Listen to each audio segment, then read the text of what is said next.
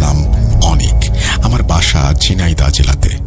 Exact ঠিকানাটা বলছি না, কারণ যদি ঘটনাটি সিলেক্ট হয় তখন এটা শুনে অনেকেরই উৎসুক আগ্রহ ভয়াবহতার কারণ হতে পারে। আশা করি আপনি ভালো আছেন, আমিও আলহামদুলিল্লাহ ভালো আছি। আমি যে ঘটনাটা বলতে যাচ্ছি সেটা আমার নিজের সাথেই ঘটে যাওয়া একটা সত্য ঘটনা, যেটা আমি নিজে এক্সপেরিয়েন্স করেছি। এর সাথে যুক্ত আছে আমার আরো কিছু বন্ধু সবুজ, হৃদয় এবং মামুন। ঘটনাটা 2019 সালের জানুয়ারি মাসের শেষের দিকে শীতের শেষ পর্যায়ে ঘটা। তখন আমরা সদ্য ইউটিউবিং শুরু করেছি। আমাদের চ্যানেলের কন্টেন্ট ক্রিয়েটিং থেকে শুরু করে সব আমি নিজে করতাম। তখন মানসম্পন্ন অর্থাৎ পাবলিক পছন্দ করবে এমন কন্টেন্ট আইডিয়ার অভাবে ভুগছিলাম। তখন আমি রেগুলার ভূত এফএম শুনতাম। সেই ভূত এফএম এর ইন্সপিরেশনে ভাবলাম রেডিওতে ভৌতিক ঘটনা বলা হয়, আর আমরা ভৌতিক জায়গাগুলো ঘুরে দেখাবো, সাথে ওই সমস্ত জায়গায় মানুষের সাথে ঘটে যাওয়া ঘটনাগুলো তাদের মুখে শুনব। বন্ধুদের আইডিয়াটা জানানোর পর সবাই একবারেই রাজি হয়ে গেল। তখন এমন কোনো কন্টেন্ট ক্রিয়েটর আসলে ছিল না। আমরা ঠিক করলাম প্রথমে নিজের জেলাতে কিছু ভৌতিক জায়গা ঘুরে দেখব, তারপর যদি তেমন রেসপন্স পাই তাহলে জেলার বাইরে আমরা পা বাড়াবো। তারপর মামুন একটা জায়গার আইডিয়া দিল, যেটা আমাদের এলাকা থেকে মোটামুটি 10 থেকে 12 কিলোমিটার দূরে।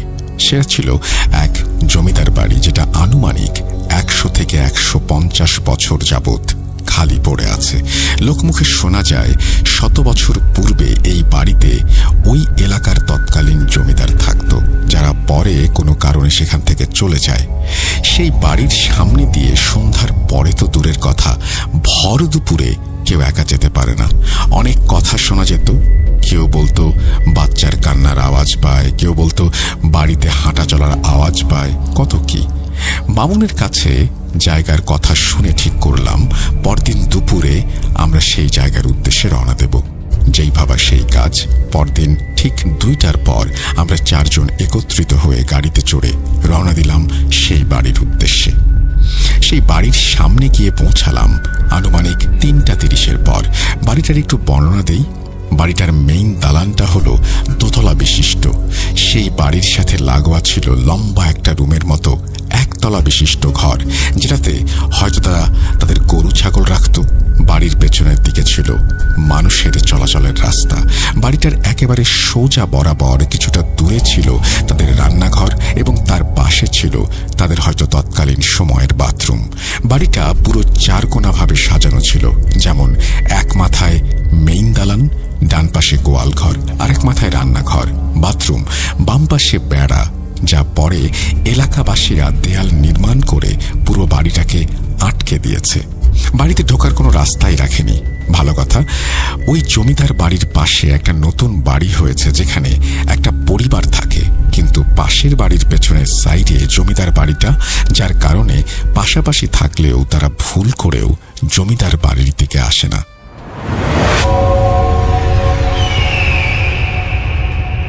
তো যখন আমরা গেলাম তখন রাস্তা পুরো ফাঁকা। আমরা বাড়ির চারপাশে ঘোরাঘুরি শুরু করলাম। কোন দিক দিয়ে ঢুকবো সেটা ভাবছিলাম। শুধু যেই বাড়িটা হয়েছে সেই সাইডে যাচ্ছিলাম না, কারণ আমরা জানতাম নতুন বাড়িটার সাইড দিয়ে ঢোকার কোনো রাস্তা থাকবে না। এটা শিওর ছিলাম, কারণ কেউ জেনে বুঝে ওই বাড়িতে ঢোকার চেষ্টা করবে না। আমরা গোয়াল ঘরের সাইডে যেতেই দেখি গোয়াল ঘরের একটা জানালা ভাঙা, যেখান দিয়ে ইজিলি যে কেউ ঢুকতে পারবে। যখন ভাবলাম হয়তো কেউ এখানে আসা যাওয়া করে, তাই জায়গাটা এরকম করা, আমরা 7-5 না ভেবে গোয়াল ঘরের ওই জানালা দিয়ে ঢুকে পড়লাম। ঢোকার সাথে সাথে গোয়াল ঘর থেকে কিছু বাদুড় উড়ে বাইরে চলে গেল। গোয়াল ঘরের অবস্থা দেখে বোঝা যাচ্ছিল এখানে কেউ মনে হয় কয়েক বছরেও ঢোকেনি। আমি পুরো গোয়াল ঘরে একটা জিনিস দেখে মুগ্ধ হচ্ছিলাম, দেয়ালে করা কারুকার্য। আমরা গোয়াল ঘরটা পার করলাম। আমি গোয়াল ঘর পার করেই উঠোনের মাঝখানে এসে দাঁড়িয়ে বাড়িটার চারদিকে একটা ফুটেজ নিচ্ছি। ঠিক তখনই আমার শরীরটা হঠাৎ করে ভার হয়ে গেল। মনে হচ্ছে আমার শরীরের ওজন হঠাৎ বেড়ে গেছে। আমি ভাবলাম সকালে ফুটবল প্র্যাকটিস করেছি, রেস্ট নেওয়ার কথা যখন, তখন এই জায়গায় আসলাম, হয়তো শরীর দুর্বল হওয়ার কারণে আমি এরকম ফিল করছি। একটা জিনিস বলে রাখি, আমি ছোট থাকতে হাফিজি মাদ্রাসায় পড়েছি এবং আমার একটা বড় সমস্যা ছিল, আমি জিনদের উপস্থিতি উপলব্ধি করতে পারতাম। অনেকভাবে অনেক জিন আমাকে দেখা দিয়েছে, অনেকভাবে ভয়ও দেখিয়েছে। সেগুলো নিয়ে অনেক ঘটনা আছে, অন্য কোনো দিন বলবো। তো আমি উঠোনের মাঝে দাঁড়িয়ে পুরো বাড়িটার ফুটেজ নিচ্ছিলাম, আর সবুজ মেইন দালানটার বাইরের দৃশ্যের ফুটেজ নিচ্ছিল ফোনের ক্যামেরা দিয়ে। মামুন রান্নাঘরের দিকটা দেখছিল। ঠিক তখনই হৃদয় গোয়াল ঘরের দরজার সামনে থেকে দাঁড়িয়ে আমাকে ডাক দিয়ে বলল, অনিক, আমরা বের হই। কেন, কি হয়েছে? জায়গাটা ভালো লাগছে না, চল যাই রে। আরে পাগল, আসলাম মাত্র, দাঁড়া, কয়েকটা শট নেই। মানুষের কাছে ঘটনা শুনে সেটার ফুটেজ নিয়ে তারপরে যাব। লাগবে না, কিছু করতে হবে না, তুই চল রে বাপ। আচ্ছা, কি হয়েছে বলবি তো? তোরা সবাই যখন গোয়াল ঘর থেকে বের হলি তখন আমি গোয়াল ঘরে ছিলাম, প্যান্টে বালু লেগেছিল, সেটা ঝাড়ছিলাম। বের হওয়ার সময় দেখলাম রান্নাঘর থেকে একটা কালো অবয়ব, যেটা দেখতে একটা বাচ্চার মতো, তোর পেছন দিয়ে এক দৌড় দিয়ে বড় ঘরটাতে চলে গেল, আর কেমন যেন ধোঁয়ার মতো মিশে গেল। আমার বুঝতে বাকি রইল না আমার শরীর ভার হওয়ার কারণ কি। আমি হৃদয়কে আমার সাইডের কথা না বলে বললাম, আচ্ছা তাহলে তুই রাস্তার সামনে মুদি দোকানে গিয়ে বস, আমি আসছি। তখন হৃদয় আমরা যে দিক দিয়ে ঢুকলাম সেদিক দিয়ে বের হয়ে গেল। আমি আবারও বলছি, আমরা যে ভাঙা জানালা দিয়ে ঢুকেছি সেদিক দিয়েই হৃদয় বেরিয়ে গেল। কথাটা দ্বিতীয়বার কেন বললাম একটু পরে বুঝতে পারবেন। তখন আমি একটা স্বার্থপরের মতো কাজ করি, সেটা হলো আমি খারাপ কিছু ইঙ্গিত পেয়েও, এমনকি হৃদয়ের মুখের থেকে কিছুটা শুনেও মামুন সবুজকে কিছু জানালাম না, কারণ আমি জানতাম ওরা ভয় পাবে আর ওরা ভিডিও করতে চাইবে না। তখন আমি এতটা ভিডিওর নেশায় পড়ে গিয়েছিলাম যে কোনো বিপদের তোয়াক্কা না করে আমি মামুন সবুজকে বললাম, হৃদয়ের শরীর ভালো লাগছে না, ও বাইরে দাঁড়াচ্ছে, আমাদের ভিডিও করতে বলল, যেটার জন্য আমি খুবই দুঃখিত, যদিও এর মাসুল আমাকে একাই দিতে হয়েছে। আমার বন্ধুদের কিছু হয়নি, আলহামদুলিল্লাহ। তারপর শুরু হয় ভিডিও করা। আমরা গোয়াল ঘর, রান্নাঘর এবং বাথরুমের বিভিন্ন শট নিলাম। আমরা মেইন দালানের নিচে যখন ঢুকলাম তখনও দেখলাম বাদুড় উড়ছে, পাখি আছে, কিন্তু বারবার আমার চোখ আটকে যাচ্ছিল সেই বাড়ির দেয়ালে করা কারুকার্যগুলোতে, যেগুলো আমি গোয়াল ঘরের দেয়ালেও দেখেছি। নিচতলায় মূলত দুটো রুম ছিল, আর একবারে বাম পাশে ছিল সিঁড়ি ওপরে ওঠার, যেটার দরজা আটকানো ছিল, আর সিঁড়ির নিচে ছিল একটা সিঁড়িঘর যেটার দরজা খোলা থাকতো। তড়িৎভাবে দেরি না করে দরজা খুলে ঢুকে পড়লাম আমি আর সবুজ। মামুন বাইরে দাঁড়িয়ে ফুটেজ নিচ্ছিল। সবুজের হাতে ছিল ক্যামেরা, আর আমি ক্যামেরার সামনে থেকে বিস্তারিত সামনে থাকা জিনিসগুলো নিয়ে আলোচনা করছিলাম। তো সিঁড়ির নিচে সেই ছোট্ট রুমে ঢুকে আমরা দেখলাম মাটির কয়েকটা বড় বড় হাঁড়ি আছে, যেগুলো আমরা ঢাকনা সরিয়ে দেখার চেষ্টা করি ভেতরে কি আছে। দেখলাম পুরনো আমলের বাচ্চাদের খেলনার কিছু পুতুল, আর অনেক কিছু, যেমন লাল শাড়ির বড় একটা টুকরো, যেটা হয়তো পুতুলকে পরাতো। তখন আমাদের আগ্রহ আরো চরম লেভেলে চলে যায়। ওপরে মানে মেইন দালানের দোতলায় উঠতে হবে অ্যাট এনি কস্ট। আমরা ওপরে ওঠার পদ্ধতি খুঁজতে লাগলাম। তখন সবুজ গোয়াল ঘরের সামনে থেকে এসে আমাদের যা বলল তা হলো, আমি একজন একজন করে ঘাড়ে করে উঁচু করব তোমাদের, আর তোমরা ছাদে উঠবে, দুজন উঠে আমাকে হাত ধরে টেনে তুলবে। একটা কথা বলে রাখি, সবুজ আমাদের ভেতরে সবচেয়ে লম্বা ছিল, কিন্তু সমস্যা হলো আমাদের যেটা সবুজ বলল, আমরা উঠতে পারবো কিন্তু নামতে পারবো না, কারণ নিচে জঙ্গল এবং ওপর থেকে লাফ দেওয়াটা ঠিক হবে না, উচ্চতা অনেক বেশি। আমাদের আগ্রহ এত চরম পর্যায়ে ছিল যে আমি বললাম, আরে আগে তো উঠি, পরে নামার ব্যবস্থা করব। ঠিক তখনই জমিদার বাড়ির পাশে করা সেই নতুন বাড়ির ছাদে সেই বাড়ির মুরব্বি উঠে একটু সন্ধ্যা হওয়ার আগে আবহাওয়া উপভোগ করতে হয়তো উঠেছিলেন। জমিদার বাড়ি থেকে কিচিরমিচির আওয়াজ শুনে বাড়ির পেছনের দিকে আসেন এবং আমাদের দেখে চিৎকার করে বলেন, এই তোরা কারা রে, জানের মায়া নেই তোদের? তখন আমি একটু মিথ্যার আশ্রয় নিলাম, আন্টি আমরা ঢাকা থেকে এসেছি, পুরাতন জায়গাগুলো একটু ভিডিও করে দেখব, আমরা সমস্যা নেই, বের হয়ে যাব। আমি কথা বলার পর দেখলাম আন্টি আর কোনো কথা না বলে চুপচাপ একটা কালো মুখ নিয়ে চলে গেলেন। আন্টি চলে যাওয়ার পর সবুজ পূর্বের প্ল্যান মতো আমাকে আর মামুনকে একে একে উঁচু করে ওপরে উঠালো। পরে সবুজকে আমরা হাত ধরে টেনে তুলি। আমরা গোয়াল ঘরের ছাদ থেকে দোতলায় রেলিং টপকে উঠে গেলাম। দোতলাতে সেম নিচের মতো 2টা রুম, আর একেবারে বাম পাশে সিঁড়ি, এটা দিয়ে নামা যায় নিচে। আমরা ওপরে ভিডিও ফুটেজ নিচ্ছিলাম, মামুন তার ফোন দিয়ে আর সবুজ ক্যামেরা দিয়ে, আর আমি আমার ফোন দিয়ে। সবাই দেয়ালের কারুকার্য আর দেয়াল থেকে বের হওয়া গাছের শিকড়ের ফুটেজ নিচ্ছি। তখনই আমাদের মনে হলো কেউ একজন আমার পেছন দিক থেকে দৌড়ে সিঁড়ির দিকে চলে গেল। আমি তৎক্ষণাৎ পেছনে তাকাই আর দেখি কেউ নেই। আমার ডান পাশে সবুজ আর বাম পাশে মামুন দাঁড়িয়েছিল, কিন্তু আমি স্পষ্ট বুঝতে পারছিলাম কেউ দৌড় মেরেছে। তো আমি 7-5 না ভেবে একাই সিঁড়িঘরের দিকে যাই এবং অন্ধকারের ভেতর ফোনের ফ্ল্যাশ লাইট জ্বালিয়ে কিছু দেখার ব্যর্থ চেষ্টা করি। পরে সব ফুটেজ নেওয়া শেষ হতে হতে তখন অলরেডি মাগরিবের সময় পার হয়ে গেছে। আমরা বের হওয়ার সিদ্ধান্ত নেই। অবাক করা ব্যাপার তখনই ঘটে। গোয়াল ঘরের যেই জানলা দিয়ে আমরা ঢুকেছিলাম, বের হওয়ার সময় গোয়াল ঘরে যেয়ে দেখি প্রতিটি জানালা এত মজবুত লোহা দিয়ে আটকানো, একটা বেড়ালেরও সেখান দিয়ে বের হওয়া সম্ভব না। শুধু একটা জানালা না, ওইখানে থাকা প্রতিটি জানালা একই রকম অবস্থায়। আমরা বের হওয়ার জন্য রাস্তা খুঁজে পাচ্ছিলাম না। পুরো গোয়াল ঘর তন্ন তন্ন করে খুঁজেও আমাদের হাতটা বের করার মতো কোনো সিচুয়েশন আমরা গোয়াল ঘরে পেলাম না। আমরা ফোন দিলাম হৃদয়কে আর বললাম, তুই যেদিক দিয়ে বের হয়েছিলি সেই রাস্তাটা দেখিয়ে দিয়ে যেত। তখন হৃদয় একটা হাসি মাখা মুখ নিয়ে আসে যে আমরা বের হতে পারছি না। এবার হৃদয় এসে যখন দেখতে গেল সে কোন দিক দিয়ে বের হয়েছে, এসে হাত ঢোকার মতো একটা জানালাও সে দেখাতে পারলো না। এবার আমরা কিছুটা ভয় পাই আর ভাবতে থাকি আমাদের বের হওয়া হবে কিভাবে।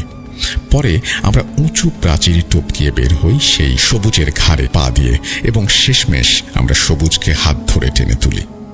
ভিডিওর পরে সব ঠিকঠাক ছিল 3 থেকে 5 দিনের মতো। পরে শীতের রাতে আমাদের এক সিনিয়র ভাই রকি, ওনার সাথে এক জায়গায় ব্যাডমিন্টন খেলতে যাই। আস্তে আস্তে রীতিমতো রাত 1টার বেশি বেজে যায়।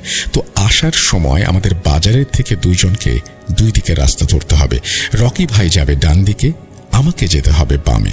প্রায় 1 কিলোমিটার পর্যন্ত রাস্তা হেঁটে পাড়ি দিতে হবে, কারণ রাত 1:30টা কোনো গাড়ি পাওয়া যাবে না। আর যেই রাস্তাটা আমি পাড়ি দেব সেটা ছিল মহাসড়ক। আর বাজার থেকে আমাদের বাসায় যেতে হলে রাস্তার পাশে 2টো ভয়ানক জায়গা পড়ে। গরু ছাগল জবাই দেওয়ার একটা জায়গা, যেটাকে আমরা গরু কাটা বলি, একটি কবরস্থান। আমি প্রায় রাত 11টা থেকে 12টার ভেতর চলাচল করতাম, কিন্তু এত রাতে অত বেশি চলাচল করা হয়নি। ভয় লাগছিল, কিন্তু সেই ভয়কে নিজের ওপর জেঁকে বসতে দিচ্ছিলাম না। 1 প্যাকেট নাটি বিস্কিট কিনলাম এবং 2 কানে হেডফোন লাগিয়ে ফুল ভলিউমে গান ছেড়ে দিয়ে ফোনে ফ্ল্যাশ লাইট জ্বালিয়ে হাঁটা শুরু করলাম। কিছু দূর যাওয়ার পর ঠিক গরু কাটার সেই জায়গা বরাবর আসার পরেই আমার কানে কেমন যেন কিছু একটা চলার পায়ের আওয়াজ শুনতে পেলাম। একটা ব্যাপার বলে রাখি, ইয়ারফোন যেহেতু কানে ছিল, রাস্তায় চলাচলরত 1-2টা যে ট্রাক ছিল সেগুলোর আওয়াজ আমি শুনতে পাচ্ছিলাম না, কিন্তু সেই ইয়ারফোনের সাউন্ডের ভেতর দিয়ে আমি কোনো মানুষের স্পষ্ট চলাচলের আওয়াজ শুনছি, যা একেবারে অসম্ভব। বুঝতে বাকি রইল না আমার হাতে বিস্কিট আছে, হয়তো কোনো পিশাচ আমার পেছনে লেগেছে। আমি 2টা বিস্কিট রাস্তায় ফেলে আবার হাঁটা শুরু করলাম। খুব পেছনে তাকাতে ইচ্ছে করছিল, একবার ভাবছিলাম পেছনে তাকাবো, কিন্তু যেহেতু এসব জিনিস সম্পর্কে টুকটাক ধারণা আছে, জানতাম পেছনে তাকালে বিপদ বাড়বে, তাই সোজা হাঁটতে শুরু করলাম। একটা বাস বা একটা ট্রাক আসবে আর ওইটার লাইটের আলোতে আমি আন্দাজ করতে পারবো পেছনে কিছু আছে কিনা, কারণ পেছন থেকে বাস আসলে আপনারা যদি দাঁড়িয়ে থাকেন তাহলে তার ছায়া সামনে পড়বে। বলতে না বলতেই হঠাৎ বুঝতে পারছিলাম পেছন থেকে একটা ট্রাক আসছে। ভালো করে লাইটের আলোতে দেখলাম কেউ নেই। এবার আমার ভয়ের মাত্রা ধীরে ধীরে বাড়তে শুরু করলো। আমি হাঁটার গতি বাড়াতে শুরু করলাম, কিন্তু তখনও আমার ইয়ারফোনের আওয়াজ ভেদ করে কোনো কিছু চলাচলের আওয়াজ শুনছিলাম। কবরস্থান পর্যন্ত হেঁটে আসার পর আল্লাহর নাম নিয়ে ভোঁ দৌড় দিলাম। বাসার উদ্দেশ্যে। যদিও হেঁটে যেতে সময় লাগে 4 থেকে 5 মিনিট, কিন্তু আমি এই মেন্টাল টর্চার আর সহ্য করতে পারছিলাম না। দৌড় দিলাম। বাসায় কাউকে কোনো কিছু না জানিয়ে চুপচাপ খেয়ে শুয়ে পড়ি। তখন আমার সাথে আমার ফুফাতো ভাইয়ের ছেলে ঘুমাতো। ওর নাম ছিল সামিট। সেই রাতের পর আমার সব সময় মনে হতো কেউ আমাকে দেখছে, নতুবা কেউ আমাকে ফলো করছে, নতুবা কেউ হয়তো লুকিয়ে আমার কথা শুনছে। তার 2 দিন পর আমি আমার বাসার ছাদে দাঁড়িয়ে আমার গার্লফ্রেন্ডের সাথে কথা বলছিলাম। তখন আমাদের বাসার ছাদে পিলারের রড বের করা ছিল, মানে কাজ সম্পূর্ণ কমপ্লিট হয়নি। কথা বলতে বলতে হঠাৎ যেই রডগুলো বের হয়েছিল সেই রডগুলো বাতাস হলে যেমন কোনো কিছু নড়াচড়া করে তেমনিভাবে নড়াচড়া করছিল। কিন্তু অবাক করা বিষয়, আমার বাসার পেছনের নারকেল গাছ, মেহগনি গাছ স্থির দাঁড়িয়ে। আমি যেমন স্পষ্ট ভয় পাই, অপর প্রান্তে আমার গার্লফ্রেন্ডও ভয় পায় আর আমাকে বারবার নিচে নামতে বলে। কিন্তু আমি একটু সাহস করে বলি, যদি এই জায়গায় আমি বাদে অন্য কোনো অশরীরী থাকে তাহলে সেজন্য আমাকে জানান দেয়, আমি কোনো ক্ষতি করতে আসিনি আপনাদের। তখন 2-3 সেকেন্ডের জন্য রডগুলোর নড়াচড়া কমে গেল আর তীব্র বিকট আওয়াজে রড আবার নড়াচড়া শুরু করলো। এই ঘটনার পুরো সময়টা আমার গার্লফ্রেন্ড আমার ফোন কলের লাইনে ছিল এবং সে নিজেও সব শুনতে পেয়েছিল। পরে আমি ভয়ে চিৎকার দিয়ে নিচে নেমে আম্মু আব্বুর রুমের সামনে এসে অজ্ঞান হয়ে যাই। পানি দিয়ে আমার জ্ঞান ফেরানো হয়। শরীরে প্রচুর জ্বর নিয়ে আমি ওই দিন ঘুমিয়ে পড়ি। ঘটনা এখানে শেষ হলো না, এখনো একটা টুইস্ট বাকি। মধ্যরাত আনুমানিক 2টা-2:30 বাজে। তখন ঘুমটা হঠাৎ ভেঙে যায়। চোখ খুলেছি, কিন্তু হাত পা নাড়াতে পারছি না, মুখ নাড়াতে পারছি না, শরীরে কোনো অনুভূতি নেই। আমি তখন জিন্দা লাশের মতো শুধু শুয়ে আছি। ঠিক তখনই দেখলাম আমার রুমের দরজা লাগানো, তবুও সেই দরজার ভেতর দিয়ে একটা ছোট বাচ্চা, কালো জামা পরা, চেহারা বোঝা যাচ্ছে না, কিন্তু সে আলতো পায়ে আমার দিকে হেঁটে আসছে। আমি ভয়ে ঘেমে একাকার হয়ে গেলাম। চোখ দিয়ে অনবরত পানি পড়ছে। মনে হচ্ছিল আজই হয়তো আমার শেষ দিন। মায়ের মুখটা চোখের সামনে ভাসছিল আর ভাবছিলাম মাকে ছেড়ে চলে যেতে হবে আমার। ঠিক তখনই বাচ্চা মেয়েটা আমার কানের কাছে তার মুখ নিয়ে আসলো। আমি চোখ বন্ধ করে ফেলি। সে আমার কানের কাছে এসে বলল, তুই কিভাবে বাঁচিস আমি দেখব। এই বলে সে আবার বন্ধ দরজা ভেদ করে চলে গেল। আমি আল্লাহ বলে চিৎকার দিয়ে উঠলাম আর আম্মু চলে আসলেন। আমার রুমে এসে আমাকে দেখে আম্মু ভয় পেয়ে যান। আমি ঘেমে পুরো গোসল করে ফেলেছি। ঘুম ভাঙে আমার যখন সকালে, তখন আমি পুরোটা সুস্থ, কিন্তু খুব ভারী মনে হচ্ছিল নিজেকে। আমি ঘুম থেকে ওঠার পরে দেখলাম আম্মু কোথাও যাওয়ার প্রস্তুতি নিচ্ছে। আম্মু, কোথায় যাও? যাবো এক জায়গায়, তুই যাবি আমার সাথে? এখন কেমন লাগে তোর? শরীরটা ভার হয়ে আছে, মনে হচ্ছে কেউ শেকল গলায় ঝুলিয়ে দিয়েছে, কেমন যেন মাথাটা চিনচিন ব্যথা করছে। আচ্ছা চল, রেডি হয়ে নে। না, আমি কোনো কবিরাজের কাছে যাব না। আম্মু কিন্তু একবারের জন্য উল্লেখ করে নাই তিনি কোথায় যাবেন। আরও একটা মজার ব্যাপার, আমি না বলার পর আমি মনে মনে ভাবছিলাম আমি না বললাম কেন, আমি যাব। কিন্তু পরক্ষণেই মনের ভেতরে একটা অজানা কিছু বলে উঠল, না তুই যাবি না। আমি কিছুক্ষণ চুপ থেকে অনেকটা শরীরের সব শক্তি খাটিয়ে বললাম, আমি রেডি হচ্ছি। তখন আমাকে একজন কবিরাজের কাছে নিয়ে যাওয়া হলো। আমাদের জেলায় উনি খুবই পরিচিত একজন মুখ, সবাই চেনেন। তো ওনার কাছে যাওয়ার আগ পর্যন্ত আমার মস্তিষ্ক আমার শরীরের সাথে যে কতটা যুদ্ধ করেছে, ওনার বাসা পর্যন্ত যেতে সেটা আমি টের পেয়েছি। কিছুটা ধারণা দেই, মনে হচ্ছিল আমার পা কেউ টেনে ধরে আছে, ফেলতে কষ্ট হচ্ছিল, শরীরের সব শক্তি চলে যাচ্ছিল। চোখ খোলা ছিল, কিন্তু সামনে সবকিছু ঝাপসা দেখছিলাম। ব্রেইন দিয়ে কোনো কিছু ধরতে পারছিলাম না। অনেকটা নিজের সাথে যুদ্ধ করে ওনার বাড়ি পর্যন্ত পৌঁছালাম। কবিরাজ শুধু আমাকে এক পলক দেখলেন আর বললেন, বসো। আমি বসলাম। উনি বললেন, কি সমস্যা? চোখে ঝাপসা দেখছি, মাথা প্রচুর ব্যথা করছে, শরীর ভার হয়ে আছে। দূর, তোমাকে জিজ্ঞেস করেছি। আমি একটু অবাক হয়ে ঘাড় ঘুরিয়ে আশেপাশে তাকালাম। কই, কেউ তো নেই। আমার দিকে ইশারা করে বলল, আরে তোমাকেই বলছি। মানে তোমার ভেতরে যে আছে তাকে? কিছু বুঝলাম না। তারপর কবিরাজ কিছু একটা পড়ে আমার গায়ে ফু দিলেন। আমার চোখ তখন বন্ধ হয়ে গিয়েছিল।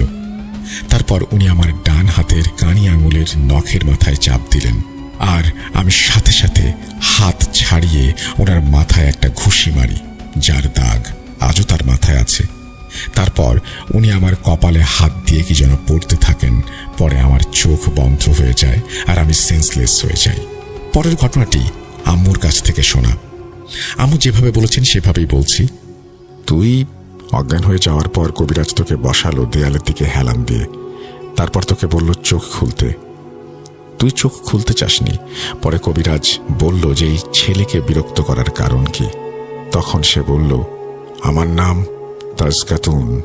আমি 134 বছর যাবৎ এই বাড়ির ভেতরে থাকি। ওই বাড়িতে একটা মেয়ে অসুখ হয়ে মারা যায়, তারপর ওই বাড়ি থেকে সবাই চলে যায়। তখন থেকেই আমি ওই ছোট্ট বাচ্চার রূপ ধরে ওইখানে থাকি।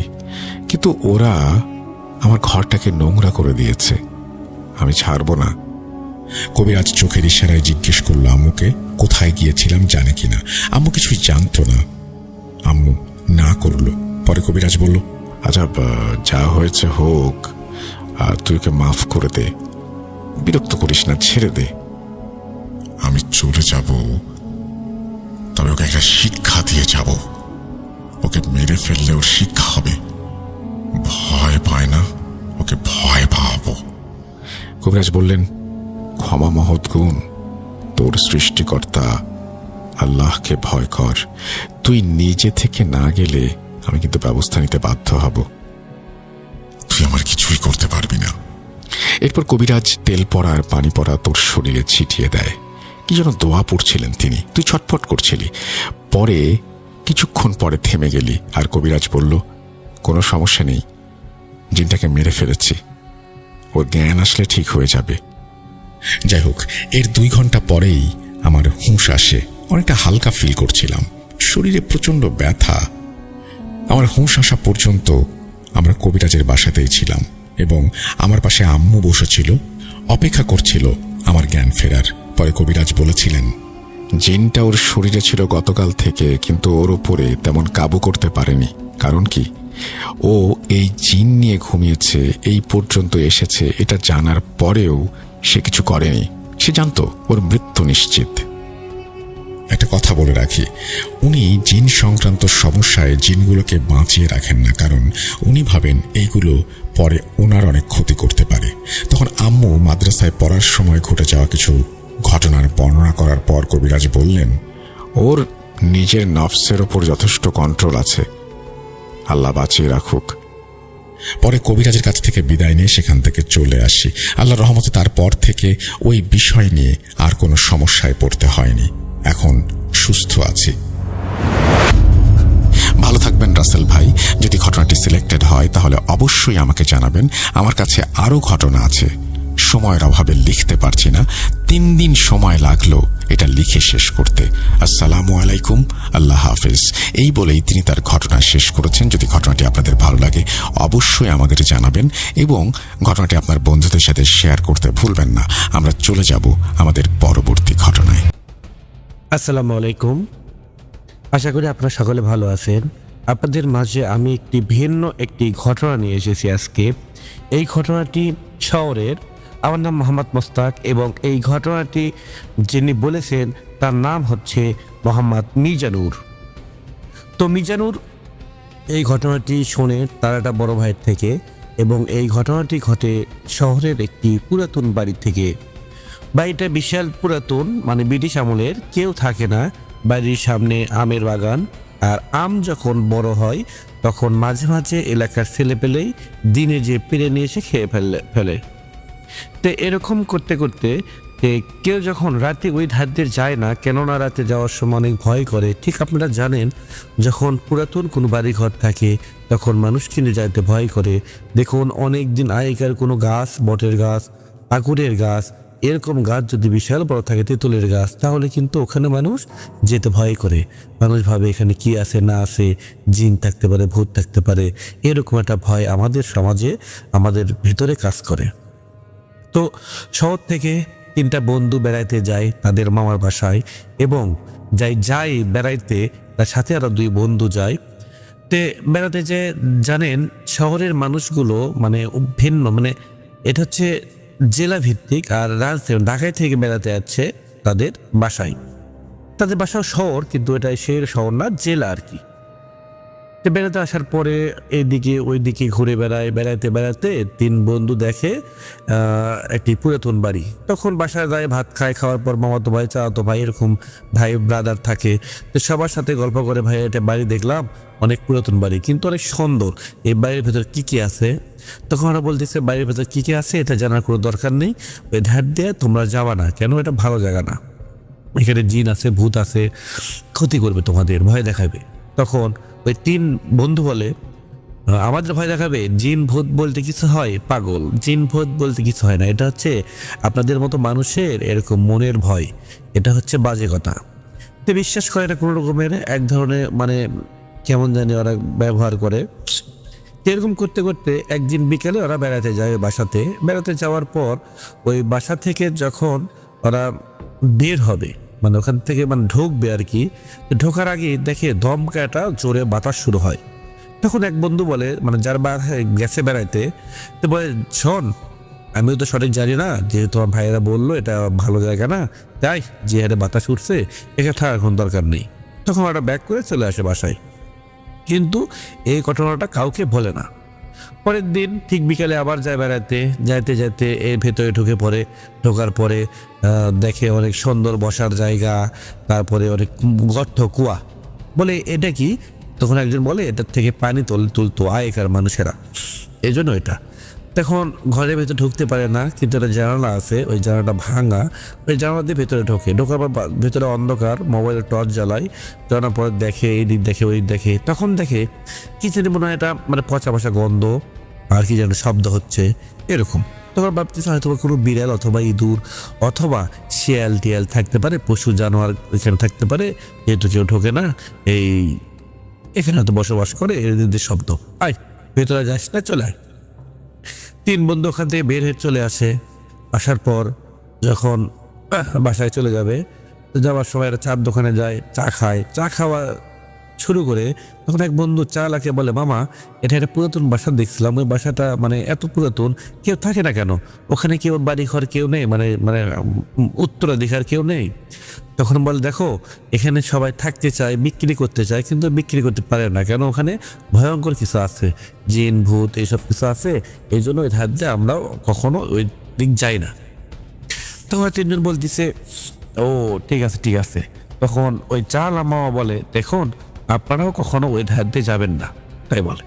বলার পর চা খায়, চা খাবার বাসায় চলে আসে। কিন্তু ওই 3 বন্ধুর মধ্যে এক বন্ধু একটু ভয় করে। তখন ওই বন্ধু বলতেছে, বন্ধু আমাদের মনে হয় ওখানে যাওয়াটা ঠিক হয়নি, আর এইসব কিছু যাওয়া হবে না, চ আমরা ঢাকায় ফিরে যাব। তখন আরেকটা বন্ধু বলে, না এখন কে, পরে ঢাকায় যাব, তাই বলে। যিনি হচ্ছে ওই যার বাসা বেড়াতে যাচ্ছে তিনি বলে, পরে যাবো না, কয়েকদিন থেকে যায়। কিন্তু আরেকটা যে হুজুর আছে, বন্ধু আছে, ওই খুব ঝিমঝাম লেগে থাকে, মানে অনেক সাহসী। তখন 3 বন্ধু শুয়ে পড়ার পরে ওই যে বন্ধু একটু সাহসী বেশি, ওই বন্ধু একটু উঠে বসার পর বলতেছে, 2 বন্ধুকে ডাক দেওয়ার বলতেছে, দেখে তোরা এখানে বস, আমি কিছু দোয়া দূরত পরে তোকে ফু দেবো। তখন এক বন্ধু বলে, আরে লাগবে না, তো ফু দিতে হবে কেন? থাকে না কিছু বন্ধু বান্ধবের মধ্যে কিছু জাউরা সলপল থাকে, মানে অনেক দুষ্ট।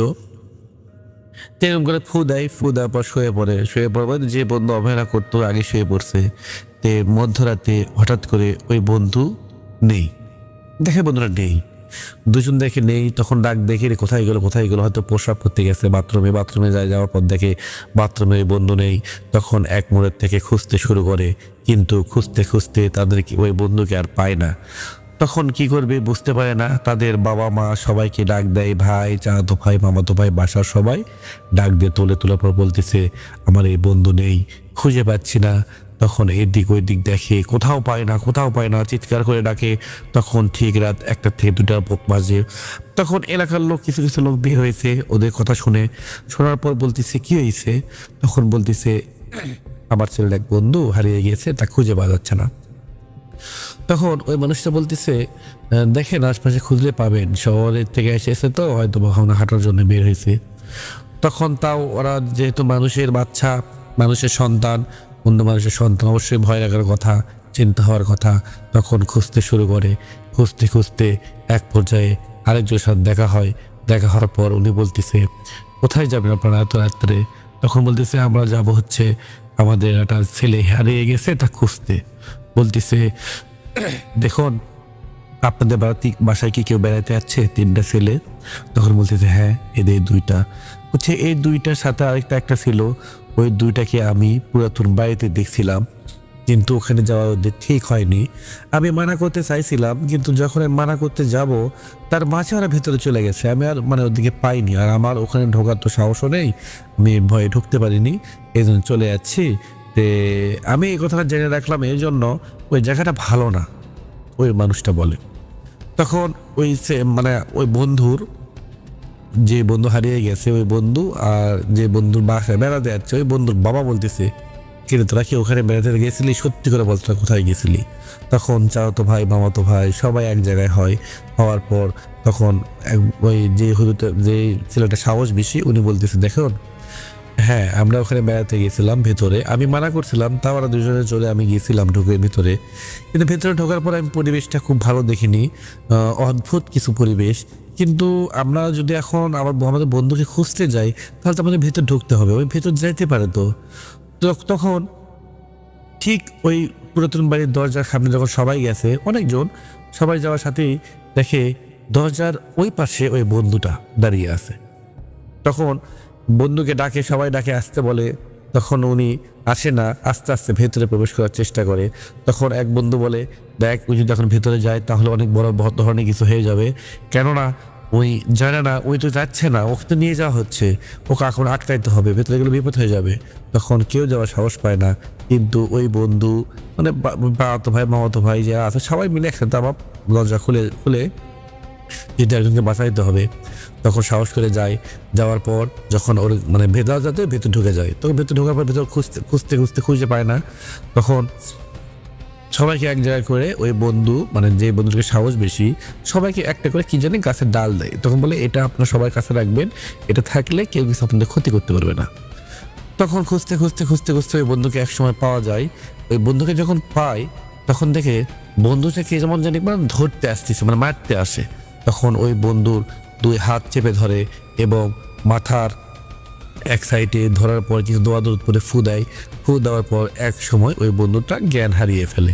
তখন তার বন্ধুকে শান করে নিয়ে কোলে করে নিয়ে বাসায় চলে আসে। কিন্তু আসার সময় যে বন্ধুটা সাহসী, তিনি খালি পিছন দিক তাকায় আর বলতেছে আপনারা ভুল করে আর এই দিকে আসবেন না, আর এখানে কিন্তু খুব বিপজ্জনক জিনিস আছে। তখন বন্ধু যখন চলে বাসায় যাওয়ার পরে পরের দিন সকালে যখন জ্ঞান ফেরে তখন বলতেছে তোমার কি হয়েছিল? বলতেছে বিশ্বাস করেন আমি কিছুই জানি না আমার কি হয়েছিল, আমি ঘুমাচ্ছিলাম, ঘুম আসার আগে আমার কে জানি স্বপ্নে আমি দেখলাম আমার কে জানি খালি ডাকতেছে এবং হাত ধরে নিয়ে চলে যাচ্ছে। ওই পুরাতন বাসায় চলে গেছিলাম। তখন বলতেছে তুমি সত্যি ওই বাসায় চলে গেছিলাম, ওখান থেকে তোমাকে নিয়ে যাচ্ছি। বুঝলাম আমি তো স্বপ্নে দেখছি, এটা বাস্তব না। বলছে তুমি বাস্তবে গেছিলাম, বাস্তবে যেটা হয়েছে স্বপ্ন সেটা হয়েছে, ঠিক হয়েছে। এই সব কিছু শোনার পরে বলে তারপর কি হয়েছে আমি জানি না। এরকম হওয়ার পর ওই বাচ্চাটার সন্তানটা কারো জ্বর। তখন এই জ্বর নিয়ে কেমন করে মানুষের বাচ্চাকে দিয়ে আসবে, তখন গাড়ির টিকিট কাটে, গাড়িতে ওঠার আগে টিকিট ক্যান্সেল হয়ে যায়, কি জন্য এলোমেলো একটা দৃশ্য হয়ে যায়। রাতে করে সবাইকে মারতে যায়, উল্টাপাল্টা কথা বলে। ওই ছেলেটার মধ্যে অনেক ধরনের অদ্ভুত কিছু হয়। রাতে একা থাকতে ভালোবাসে, বাথরুমে যে বসে থাকে, বাইরে যাওয়ার জন্য চিৎকার করে, মানুষকে মারবে, মাথা ধরে কান্না করে। এরকম হওয়ার পরে কি জানি দেখে আউ মাউ করে কান্দে ওঠে। তখন একটা হুজুরকে বাসায় নিয়ে আসা হয়। হুজুর আসার পর হুজুর তার চিকিৎসা করার জন্য বসে এবং যখন দোয়া দরুদ করে ফু দেয় তখন ওই হুজুর দেখে এমন কথা বলতে শুরু করে। তখন হুজুর বলতেছে দেখুন এই ছেলের সাথে একটি ভয়ানক জিন পিছনে লাগে লাগছে। ওই জিনটা ওই ছেলেকে মানে ক্ষতি করার চেষ্টা করতেছে। ওই জিনের কোনো ক্ষতি করছে এই বাচ্চা, হয়তোবা তার প্রবেশ কোনো বাসস্থানে যেয়ে কোনো ক্ষতি করছে, অথবা দূর থেকে কোনো খারাপ কথা বলেছে, অথবা কোনো কিছু একটা ক্ষতি করছে দেখে ওই জিনটা ক্ষিপ্ত হয়ে একে মারার চেষ্টা করতেছে। কিন্তু এই জিনের বয়স অনেক, ওই জিনের শক্তিও অনেক, ওই জিনের সাথে লড়ার আমার কোনো ক্ষমতা নেই। আমি চাই এই বাচ্চারা শহর থেকে বেড়াতে যাচ্ছে, কোনো কিছু না হোক। আমি এই জন্য আমি আপনাদের একটা খোঁজ দিচ্ছি, ওই হুজুরকে আপনার ডেকে নিয়ে আসেন। তখন ওই হুজুর চলে যায়, হুজুরের কাছে চলে যায়। যাওয়ার পর সব কিছু খুলে বলার পর হুজুর বাসায় আসে। আসার পর হুজুর চোখ বন্ধ করে যে সাহসী বাচ্চা ছেলে আছে ওই বাচ্চাকে ডাক দেয়। সে বলতেছে, তুমি অনেক সাহসী এবং তোমার জন্যই আজকে ইনি বেঁচে আছে। তুমি যদি সময় মতো না যাইতে, তুমি যদি সময় মতো এখানে ওই সবাইকে ছেপ না করতে, দোয়া দরুদ করে যদি না পো দিতে, তাহলে হয়তো আজকে ইনি বেঁচে থাকতো না। তখন উনি অবাক হয়ে যায় আর বলে, হুজুর আপনি কেমন করে জানলেন এত কিছু? তখন বলতেছে, বাবা দেখো, এই ছেলেকে যাই ধরছে, যে আসর করছে, যে অনেক ভয়ানক আর শক্তিশালী। তিনি অনেক রাগ করছে প্রচুর। ওর বাসায় তোমরা গেছিলা, যাওয়ার পর ডিস্টার্ব করছো দেখে তোমাদের মারার জন্য চেষ্টা করতেছে, এবং ইনি সব ভীতু, ইনি বেশি ক্ষতি করছে। ওর এই কথার জন্য তোমরা গেছো, এই জন্য এর ক্ষতি করার জন্য উঠে পড়ে লেগেছে। চিন্তা করো না, সব কিছু সমাধান হবে ইনশাআল্লাহ। তখন ওই বাড়ির সামনে চলে যায় হুজুর সবাইকে নিয়ে। যাওয়ার পর যখন দোয়া দরুদ পড়তে শুরু করে, ঠিক 1 ঘন্টা যখন আমল করতে শুরু করে, ওই পুরাতন বাড়ি থেকে কি জানি ধোঁয়ার মতো উঠতে লাগছে, গরম বাতাস আসতে শুরু করছে। এরকম করতে করতে এক পর্যায়ে ছেলেটার শরীরের মধ্যে জিন হাজির হয়েছে, এবং জিনকে প্রশ্ন করে, তুই কেন আগে ডিস্টার্ব করতেছিস? তখন ওই জিন বলে, দেখ হুজুর, তুই কিছু করতে পারবি না। আর ওই ছেলেটা, ওই বন্ধু, ওরই জন্য আজকে বেঁচে আছে। আমি তো মনে করছিলাম ওকে আগে মেরে ফেলে দেবো। উনি সবাইকে রক্ষা করার জন্য কিছু জিনিস দিয়েছে, সবাইকে দোয়া দরুদ করে ফু দিয়েছে। আমি কারো ক্ষতি করতে পারিনি, একে বাঁচাতে পারিনি। অনেক কষ্ট করে এখানে আমি নিয়ে যাচ্ছিলাম ওকে রাতে, এই ছেলেটার জন্য কিছু করতে পারিনি। তখন হুজুর বলতেছে, আজকের পর থেকে তুই আর কিছু করতেও পারবি না, কেন তোকে আমি শেষ করে দেব। তখন হুজুরকে বলে, তুই আমাকে কি শেষ করবি? আজ থেকে বহু বছর আগে এখানে আছে আমি, এখন পর্যন্ত কেউ প্রবেশ করতে পারিনি, কেউ কিছু করতে পারেনি, তুই আমায় কি করবি? তখন হুজুর বলে, তুই হয়তো অনেকজনের পাল্লায় পড়ছিস, কিন্তু আমার মতো মানুষের পাল্লাত পড়িসনি। আমি তোকে চিকিৎসা তাবিজ দিয়ে করবো না, আমি তোকে চিকিৎসা হাত দিয়ে, পান্টি দিয়ে, বেদ দিয়ে করবো না। আমি তোকে চিকিৎসা করব পবিত্র কালাম দিয়ে, কোরআন দিয়ে, কোরআনের আয়াত দিয়ে। তখন ওই জিনটা হালকা চুপ করে যায়। যাওয়ার পর বলতেছে, ছেলেটা তো কি ক্ষতি করছে? হচ্ছে আমার বাসস্থানে আছে, এখানে এসে আমার ডিস্টার্ব করেছে। তখন হুজুর বলে, ঠিক আছে, তাহলে তুই এখন তোর শাস্তি নে। তখন হুজুর দোয়া দরুদ পড়ে ওই জিনকে আগুনে পুড়ে শেষ করে দেয়। চিৎকার করতে করতে ঠিক 10-15 মিনিট চিৎকার করতে ওই বাচ্চাটা পড়ে যায় ওখান থেকে ওঠার পর মাথায় পানি দেওয়ার পর ওই বাচ্চাকে বলতেছে, তোমার এখন কেমন লাগতেছে? ওই বাচ্চা বলে, আমার শরীর খুব ঝিমঝিম করতেছে এবং আমার শরীর প্রচুর ব্যথা। তখন ওখান থেকে চলে আসার পরে ঠিক 1 দিন 2 দিন কিছু হয় না, 3 দিনের মাথার যে হুজুর উঠে এসে এটা কিছু পানি পড়া এবং তেল পড়া দিছে। দেওয়ার পর বলতেছে, তুমি যত তাড়াতাড়ি সম্ভব এখান থেকে চলে যায় ঢাকায়, এখানে আর আসো না, কখনো আসবে না। তখন তাদের ফুল ফ্যামিলি ওখান থেকে চলে যায় ঢাকায়। কিন্তু যেই বন্ধু বাসায় বেড়াতে আসছিল, ওই বন্ধু এখন পর্যন্ত ওদের তো গ্রামের বাসায় আর আসেনি। এমন ভয় পাইছিল, কেন সবাই বিশ্বাস করে না, তখন থেকে বিশ্বাস করতে শুরু করছে এরকম কিছু আছে। কারণ এখন পর্যন্ত ওই বাচ্চাটা ভালো এবং ওরা সব বড় হয়ে গেছে, এখন আর বাচ্চা নেই। আমার ঘটনাটি এই পর্যন্তই। যদি আপনাদের ভালো লাগে তাহলে অবশ্যই কমেন্ট